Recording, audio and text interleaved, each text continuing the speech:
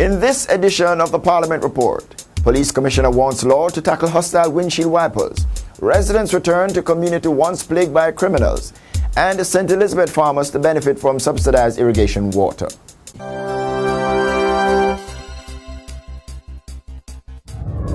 The Jamaica Constabulary Force is seeking legislative support to curb the actions of aggressive beggars and windshield wipers who demand money by acts of intimidation. Commissioner of Police Owen Ellington says the police have exhausted various pieces of legislation to tackle street crimes and disorder. However, he says these efforts have failed.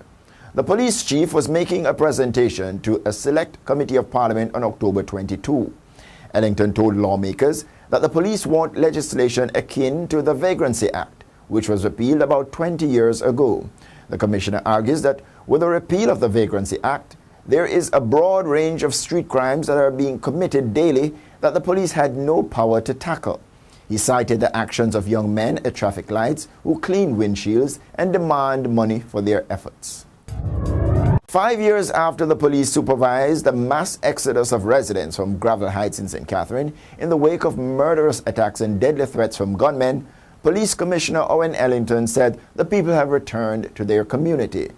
Ellington, who made a comprehensive presentation on Jamaica's crime problem and the legislative support needed to more effectively tackle it, told the parliamentary committee that crime has also been contained in Tredegar Park, St. Catherine.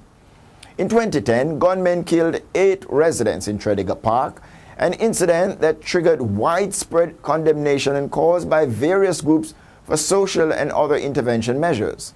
Ellington told members of the Internal and External Affairs Committee of Parliament on October 22 that the establishment of police posts in the 2 communities had produced positive results in the traditional crime hotspots.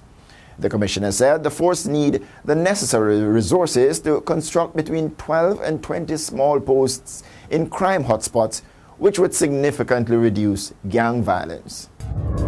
At least 500 additional farmers in St. Elizabeth are to benefit from sustainable subsidized irrigation water supply.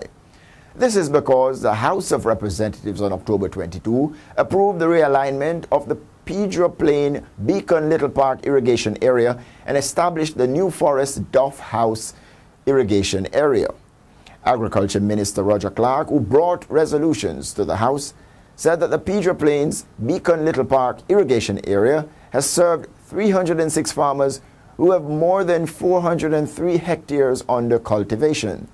The minister also told his parliamentary colleagues that the New Forest Duff House irrigation project, which was commissioned in March, would be supporting 497 farmers and would see 398 hectares of land under irrigation.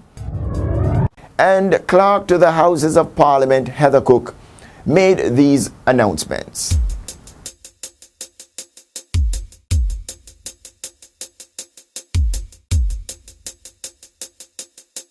That's it for the Parliament Report. Until next time, I'm Edmund Campbell. Walk good.